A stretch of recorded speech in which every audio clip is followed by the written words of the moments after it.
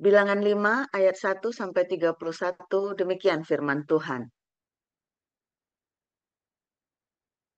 Tuhan berfirman kepada Musa, "Perintahkanlah kepada orang Israel supaya semua orang yang sakit kusta, semua orang yang mengeluarkan lelehan, dan semua orang yang najis oleh mayat disuruh meninggalkan tempat perkemahan.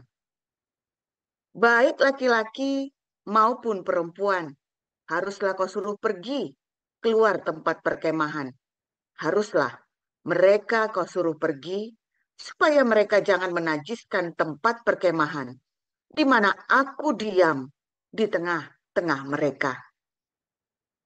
Maka orang Israel berbuat demikian. Mereka menyuruh orang-orang itu meninggalkan tempat perkemahan seperti yang difirmankan Tuhan kepada Musa. Demikianlah diperbuat orang Israel. Tuhan berfirman kepada Musa, "Berbicaralah kepada orang Israel, apabila seseorang, laki-laki atau perempuan, melakukan sesuatu dosa terhadap sesamanya manusia, dan oleh karena itu berubah setia terhadap Tuhan, sehingga orang itu menjadi bersalah, maka haruslah ia mengakui dosa yang telah dilakukannya itu. Kemudian membayar tebusan sepenuhnya dengan menambah 1/5, lalu menyerahkannya kepada orang terhadap siapa ia bersalah. Tetapi apabila orang itu tidak ada kaumnya, kepada siapa dapat dibayar tebusan salah itu, tebusan salah yang harus dibayar itu menjadi kepunyaan Tuhan dan adalah bagian imam, belum terhitung domba jantan pendamaian yang dipakai untuk mengadakan pendamaian bagi orang itu. Dari persembahan-persembahan kudus yang disampaikan orang Israel kepada imam, persembahan khususnya adalah bagian imam. Sedang persembahan-persembahan kudus yang dibawa oleh seseorang adalah bagian orang itu sendiri. Hanya apa yang diserahkannya kepada seorang imam adalah bagian imam itu. Tuhan berfirman kepada Musa, "Berbicaralah kepada orang Israel dan katakanlah kepada mereka, apabila istri seseorang berbuat serong dan tidak setia terhadap suaminya, dan laki-laki lain tidur dan bersetubuh dengan perempuan itu dengan tidak diketahui suaminya, karena tinggal rahasia bahwa perempuan itu mencemarkan dirinya, tidak ada saksi terhadap dia, dia tidak kedapatan. Dan apabila kemudian roh cemburu menguasai suami itu, sehingga ia menjadi cemburu terhadap istrinya, dan perempuan itu memang telah mencemarkan dirinya, atau apabila roh cemburu menguasai suami itu, sehingga ia menjadi cemburu terhadap istrinya, walaupun perempuan itu tidak mencemarkan dirinya, maka haruslah orang itu membawa istrinya kepada imam, dan orang itu harus membawa persembahan karena perempuan itu sebanyak 1/10 eva tepung jelai yang ke atasnya tidak dituangkannya minyak dan yang tidak dibubuhinya kemenyan, karena korban itu ialah korban sajian cemburuan, suatu korban peringatan yang mengingatkan kepada kedurjanaan. Maka haruslah imam menyuruh perempuan itu mendekat dan menghadapkannya kepada Tuhan. Lalu imam harus membawa air kudus dalam suatu tempayan tanah, kemudian harus memungut debu yang ada di lantai kemah suci dan membubuhnya ke dalam air itu. Apabila imam sudah menghadapkan perempuan itu kepada Tuhan, haruslah ia menguraikan rambut perempuan itu. lalu meletakkan korban peringatan, yakni korban sajian cemburuan, ke atas telapak tangan perempuan itu, sedang di tangan imam haruslah ada air pahit yang mendatangkan kutuk. Maka haruslah imam menyumpah perempuan itu dengan berkata kepadanya, jika tidak benar ada laki-laki yang tidur dengan engkau, dan jika tidak engkau berbuat serong kepada kecemaran, padahal engkau di bawah kuasa suamimu, keluputlah engkau dari air pahit yang mendatangkan kutuk ini. Tetapi jika engkau, padahal engkau di bawah kuasa suamimu, berbuat serong dan mencemarkan dirimu oleh karena laki-laki lain dari suamimu sendiri bersetubuh dengan engkau, dalam hal ini haruslah imam menyumpah perempuan itu dengan sumpah kutuk, dan haruslah imam berkata kepada perempuan itu, maka Tuhan kiranya membuat engkau menjadi sumpah kutuk di tengah-tengah bangsamu dengan mengempiskan pahamu dan mengembungkan perutmu. Sebab air yang mendatangkan kutuk ini akan masuk ke dalam tubuhmu untuk mengembungkan perutmu dan mengempiskan pahamu. Dan haruslah perempuan itu berkata, amin, amin.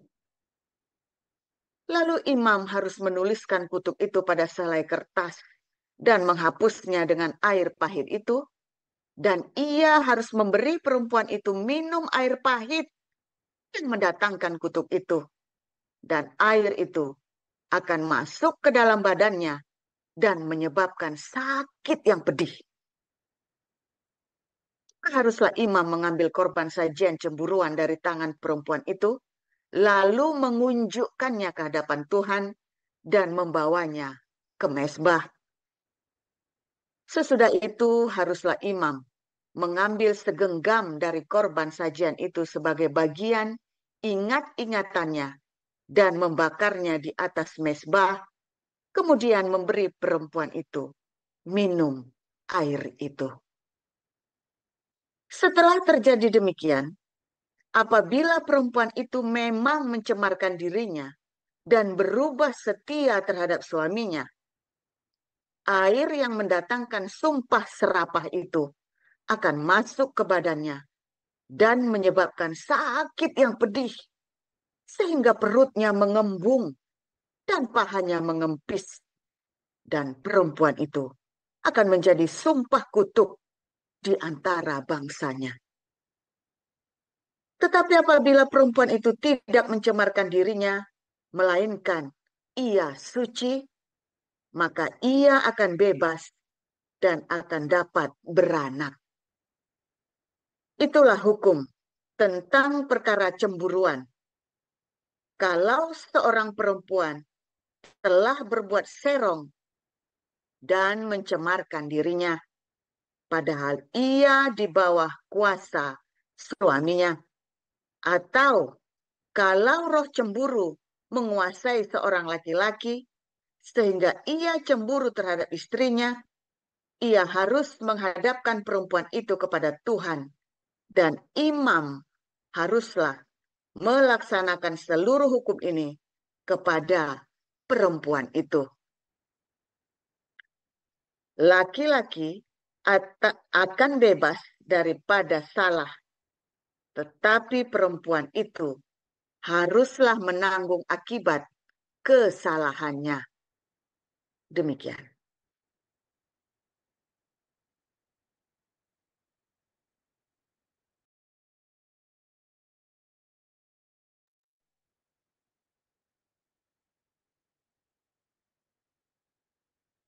Suaranya Bu Linda. Bacaan kedua dari Roma 12. Karena itu, saudara-saudara, demi kemurahan Allah, aku menasihatkan kamu, supaya kamu mempersembahkan tubuhmu sebagai persembahan yang hidup, yang kudus, dan yang berkenan kepada Allah. Itu adalah ibadahmu yang sejati. Janganlah kamu menjadi serupa dengan dunia ini, tetapi berubahlah oleh pembaharuan budimu, sehingga kamu dapat membedakan manakah kehendak Allah, apa yang baik, yang berkenan kepada Allah, dan yang sempurna. Berdasarkan kasih karunia yang dianugerahkan kepadaku, aku berkata kepada setiap orang di antara kamu, janganlah kamu memikirkan hal-hal yang lebih tinggi daripada yang patut kamu pikirkan.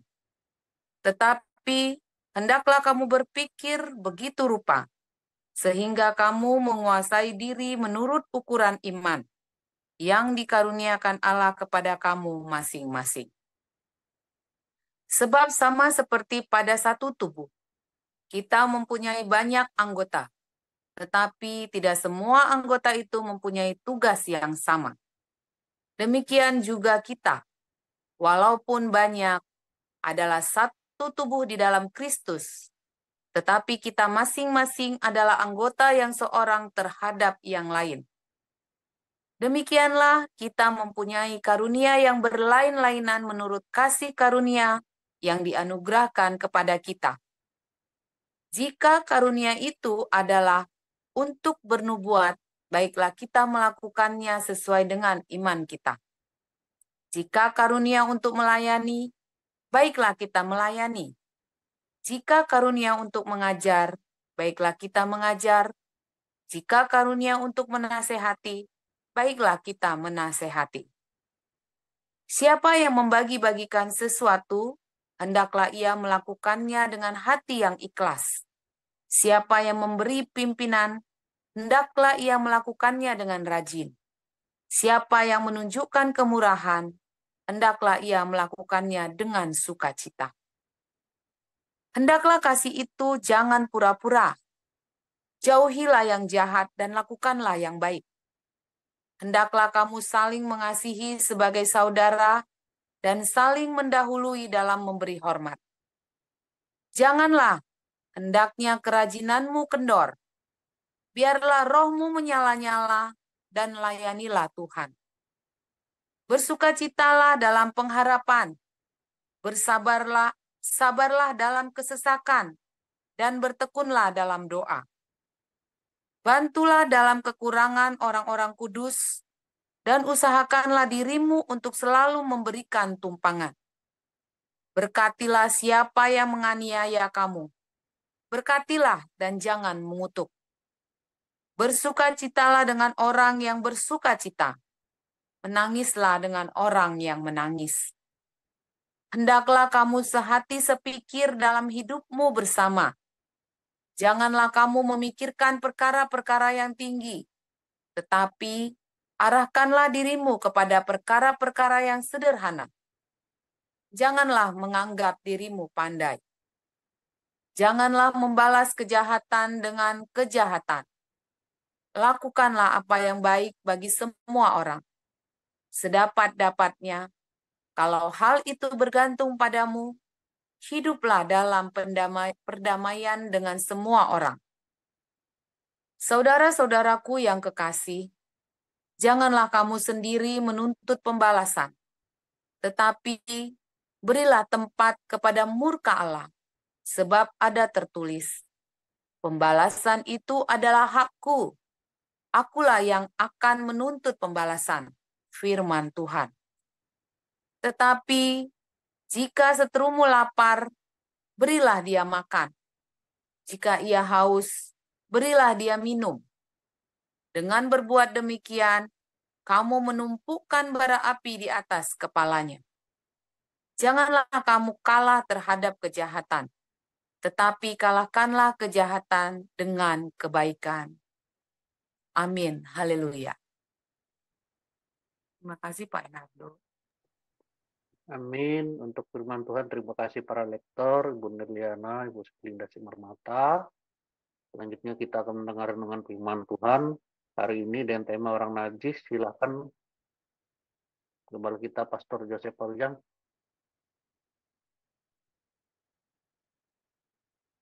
Silakan Pastor Paul.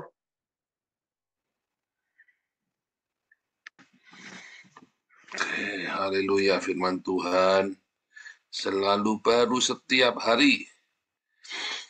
Bila kita menanti-nantikan Tuhan di dalam kasih pengharapan yang benar dan di dalam ketulusan hati dan terus dalam mengasihi, mengampuni, memberkati. Ya, saudara, ketika kita melayani Tuhan, ya, seringkali aktivitaslah yang menjadi fokus dari pelayanan kita. Kemarin kita sudah belajar ya, selama seminggu, bagaimana melayani Tuhan supaya jangan mutungan. Karena aktivitas itu belum melayani Tuhan. Ketika terjadi gesekan dan responmu, sikap hatimu benar, itu melayani Tuhan, itu korban persembahan yang harum baunya bagi Tuhan. Ya, itu definisi melayani Tuhan ya. Kalau Anda ikut pemuritan sudah diajarin ya. Itulah persembahan yang harum yang bagi Tuhan. Jadi pelayanan Tuhan itu aktivitas jadi pengurus yayasan itu belum melayani Tuhan. Melayani Tuhan ketika terjadi gesekan dan responmu benar. Itulah melayani Tuhan. Ya. Waduh, mengerikan ya. Ternyata banyak orang salah selama ini. Dan ya karena dimotivasi oleh pendetanya sih ya, supaya aktif di gereja lah, inilah. Pendetanya senang kalau banyak aktivitas. Nah itu ya, aktivitas terjadi karena kebutuhan. Dalam bukunya Rick Warren yang saya bagikan kepada pengurus itu ya, jadi aktivitas itu terjadi karena kebutuhan. Jangan menciptakan program supaya ada aktivitas. Salah, saudara. Tetapi aktivitas itu datang karena ada kebutuhan, ya di Kisah Para Rasul ya, ada kebutuhan diakonia. Maka dibuatlah diaken-diaken. Jadi bukannya kita nggak ada apa-apa, sengaja dibikin supaya sibuk. Jangan. Tapi karena ada kebutuhan, ya, maka jemaat kemudian diaktifkan untuk membantu melayani, saling melayani. Sampai terjadi gesekan, itulah melayani Tuhan. Itu ya. Nah, kalau nggak ada yang saling melayani, lah gimana kalau ada kebutuhan-kebutuhan yang sehari-hari kita? Siapa yang mau ngurusin uangnya itu? Harus. Siapa yang mau besuk jemaat? Harus ada. Itu melayani sesama. Dan ketika kamu bergesekan satu sama lain, maka pelayanan sesama itu menjadi melayani kepada Tuhan. Itu ya. Itu maknanya itu ya. Nah, saudara, kalau tadi ada cerita yang bagus tadi ya, itu seperti dongeng-dongeng dulu zamannya saya kecil, ada drama di TVRI itu ya. Ada istri yang bohong sama suaminya. Pokoknya ada salah satu orang lah di rumah itu yang bohong. Nah, ini drama di televisi, ada salah satu orang, bukan cuma istri ya. Nah, ada salah satu orang di rumah itu mencuri, lalu siapa yang mencuri nih? Udahlah, supaya yang mencuri itu ngaku, maka dikasih air di mantra-mantrai, ya. Siapa yang mencuri minum air ini pasti perutnya kembung. Kalau yang nggak mencuri, dia minum aja ya. Tapi yang merasa mencuri kan ketakutan, dia nggak mau minum. Katanya tadi yang mencuri ngaku ya. Nah itu kalau di dalam bilangan 5 itu juga tadi ceritain begitu ya. Kalau ada istri yang dituduh selingkuh, berbuat tidak baik, lalu dikasih air pahit. Ya air pahit itu air, terus dikasih debu yang dari dalamnya ruangan maha suci itu ya. Nah kemudian disuruh minum. Nanti kalau ternyata kamu memang suci murni, maka perut kamu tidak kembung. Kalau kamunya salah, ya perutnya kamu kembung, kakinya kamu kurus, jadi mengecil sendiri, mengerikan kan? Ya, apakah terjadi begitu? Ya nggak pernah disebutkan di Alkitab terjadi begitu ya, nggak pernah disebutkan ada peristiwa seperti itu. Tapi itu dipakai ya. Ya di zaman itu wajar ya. Di zaman itu hal-hal seperti itu bisa buat nakutin ya. Tapi zaman sekarang orang malah sumpah pocong pada nggak takut kan. Wah, ditakut sumpah pocong katanya ya. Tapi sekarang orang sumpah pocong, goblok lo takut sama sumpah pocong ya. Mau kamu maling, mau kamu iblis, mau kamu apa, sumpah pocong nggak ada artinya apa-apa. Nggak usah takut. Ada pembohong. Goblok sumpah pocong ya. Aduh, saya bingung sama sumpah pocong. Ya akhirnya nggak ketahuan, malah yang penjahatnya malah kesenengan. Terbukti nggak bisa dituntut lagi kan. Sudah sumpah pocong, kan? Aduh, tahayul. Tapi kalau yang air pahit itu kita nggak pernah tahu benar apa nggak. Tetapi itu memang dipakai supaya orang itu bisa mengakui kesalahannya ya, memang dipakai. Dan ya kalau dalam masyarakat tradisional zaman itu ya, saya rasa ya cukup berhasil ya zaman itu ya, karena orang kan melihat bagaimana kilat menyambar-nyambar ketika Torah itu turun kan di Sinai itu kan. Ya orang pasti takut ya, saya kira orang takut lah. Lihat laut terbelah apa segala macam ditakut-takutin begitu ya, takut lah ya. Entah benar entah enggak ya kita nggak tahu. Pokoknya ya takut. Nah, tapi sebenarnya apa yang dimaksud, yang dimau oleh Tuhan dari ngasih air pahit itu, saudara? Sebenarnya tujuannya supaya orang itu nggak usah minum, dia ngaku, ya kan, dengan kejujurannya dia. Dan belajar, si suami itu juga belajar ngampuni tanpa istrinya kudu minum air pahit, ya percaya. Iya di atas iya, tidak di atas tidak. Maunya kan seperti itu sebetulnya. Saudara, namanya roh najis, kalau Anda lihat di dalam adalah roh dusta, peramal, maupun ada yang berdusta itu, yaitu roh najis ya. Kenajisan itu dimulai karena ada dusta, ada kebohongan, ada ketidakbenaran. Ya, kalau Anda lihat sekarang ini Israel, Palestina, ini roh najis ini. Karena Palestinanya bohong terus kan, dan menipu seluruh dunia, sehingga PBB, ya, bahkan para orang humanis, dunia pendidikan, banyak yang terpengaruh ya, tertipu ya. Itulah roh najis. Ya, makanya roh dusta, roh peramal itu, roh dusta, roh peramal itu roh najis ya. Ngeri ya. Sampai harus dikasih air pahit ditipu-tipu, itu roh najis. Perbuatan perselingkuhannya sudah najis, ditambah ini dustanya, roh najis itu. Dan dibuat sedemikian rupa ya, roh najis ini, sehingga orang kemudian ya sampai harus dibegituin ya. Makanya Paulus berkata ya, persembahkan tubuhmu sebagai persembahan yang kudus, yang hidup dan berkenan. Karena ketika kita berkata kita mau melayani Tuhan, mempersembahkan, tadi saya kirim di grupnya ini ya, mahasiswa Alkios Bible College 1 dan 2, angkatan 1 dan 2, ya, bahwa tubuh kita ini adalah bait suci, katanya orang Yudaisme. Dalam 1 Korintus 6 kan juga ditulis tubuh kita bait suci. Tetapi dalam Yudaisme juga sama ya. Bait suci itu bukan yang fisik, bangunan itu lagi. Tapi kita lah bait suci. Ya. Nah, kemarin di TikTok juga ada yang nanya-nanya, mancing-mancing. Orang Yahudi kan punya bait suci begini kiblatnya. Oh enggak. Bait sucinya orang Yahudi adalah tubuhnya. Sama seperti orang Kristen. Tambah melongo, tambah bingung dia. Makanya itu ya, pada orang-orang Islam itu pada takut debat sama saya. Ya soalnya apa yang saya tahu itu berbeda dengan orang-orang pada umumnya tahu ya tradisi. Kalau saya kan tahu memang akar asal usulnya. Ya, jadi jawaban saya seringkali membagongkan mereka, saudara, membuat mereka bingung.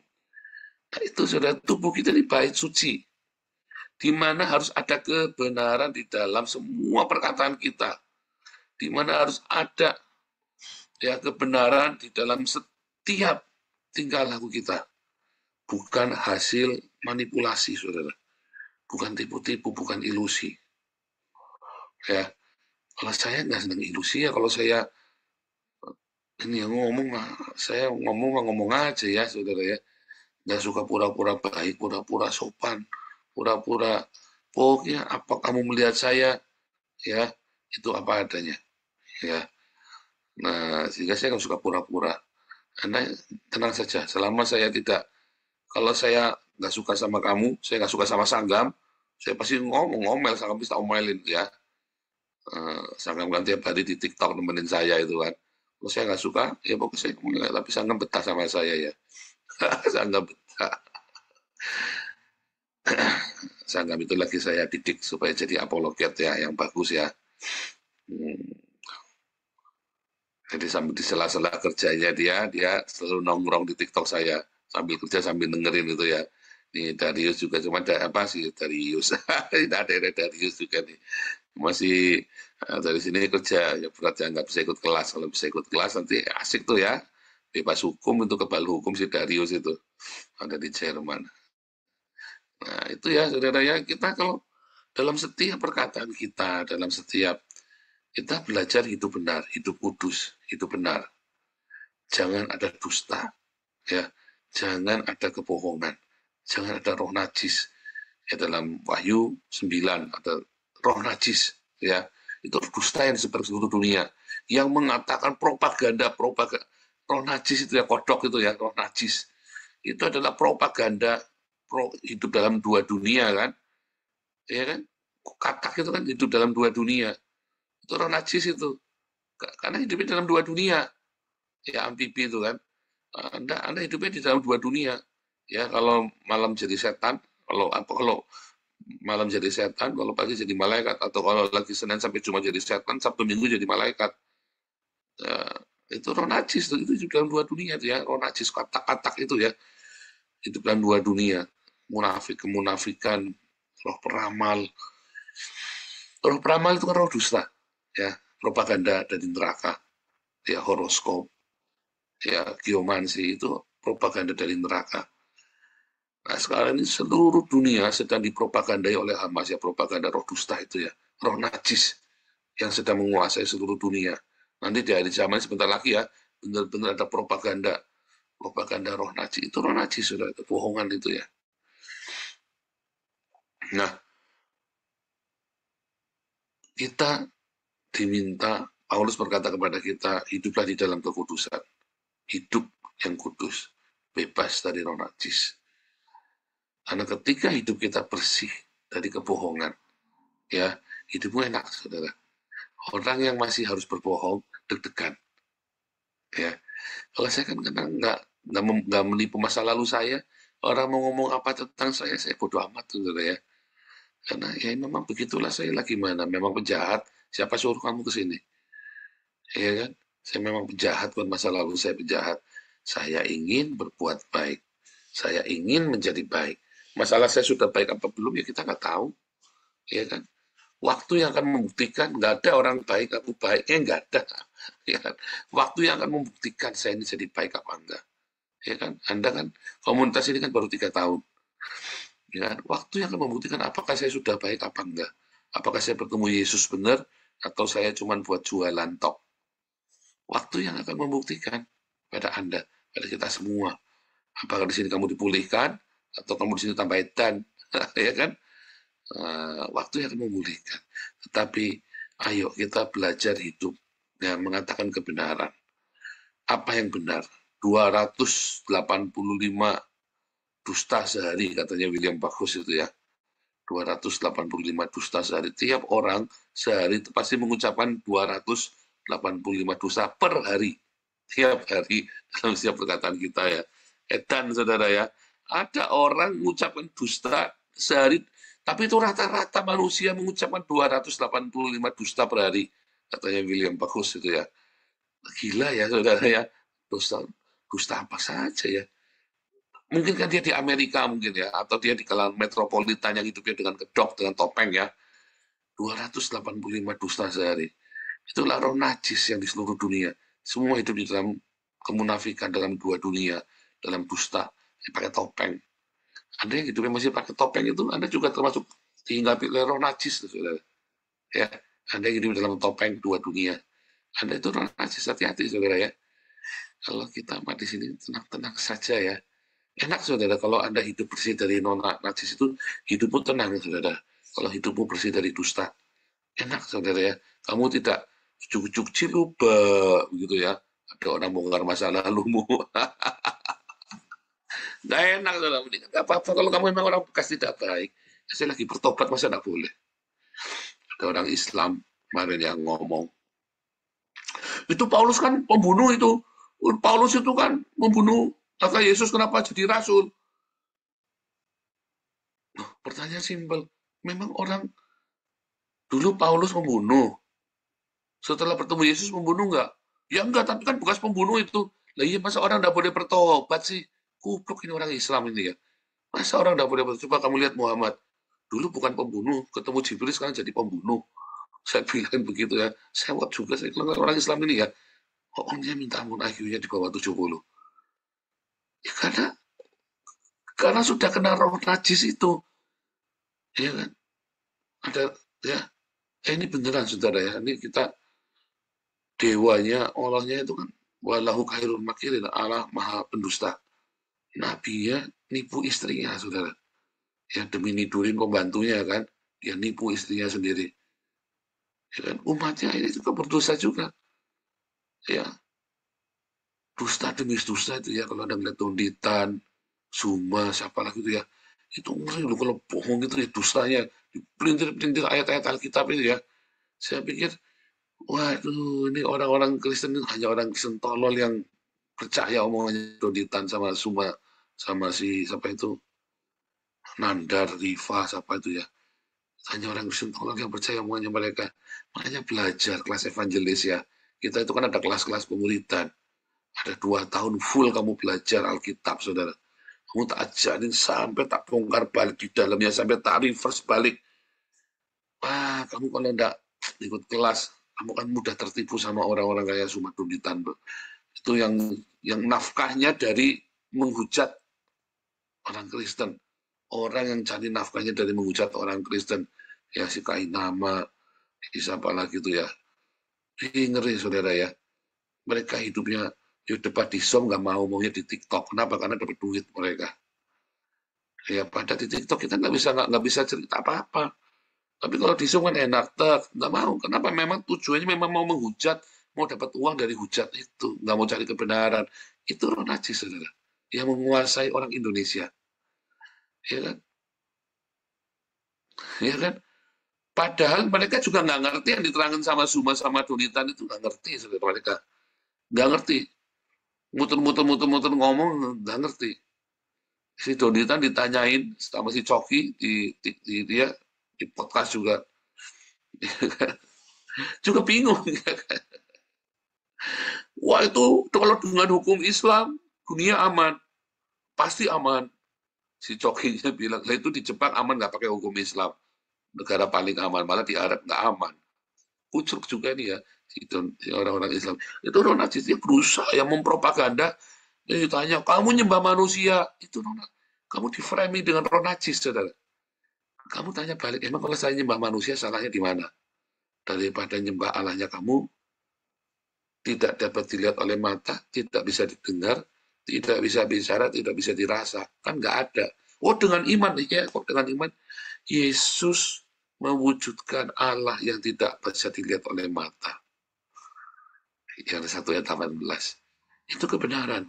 Dan kamu akan mengetahui kebenaran, dan kebenaran itu akan memerdekakan kamu, yaitu kalau kamu bersih dari roh najis. Nah, mulai dari kita sendiri. Kalau kamu biasa bohong, maka kamu akan mudah dibohongin. Tapi kalau kamu tidak bisa bohong, tidak berbohong, maka orang tidak bisa bohongin kamu. Ada ya? Orang kok penipu tertipu ya. Kalau kamu biasa bohong, orang akan mudah bohongin kamu. Tapi kalau kamu hidup di dalam kebenaran, kebenaran itu yang akan memerdekakan kamu nggak bisa dibohongin. Sekalipun mungkin kamu seakan-akan bisa tertipu, tapi nggak bisa, saudara. Ada alarm di dalam alam bawah sadarmu. Karena kamu biasa mengatakan kebenaran. Kalau kamu tidak biasa mengatakan kebenaran, makanya kamu sering tertipu. Ya, persembahkanlah tubuhmu sebagai persembahan yang kudus yang berkenan kepada Allah. Yang kudus, hidup, dan berkenan kepada Allah. Amin.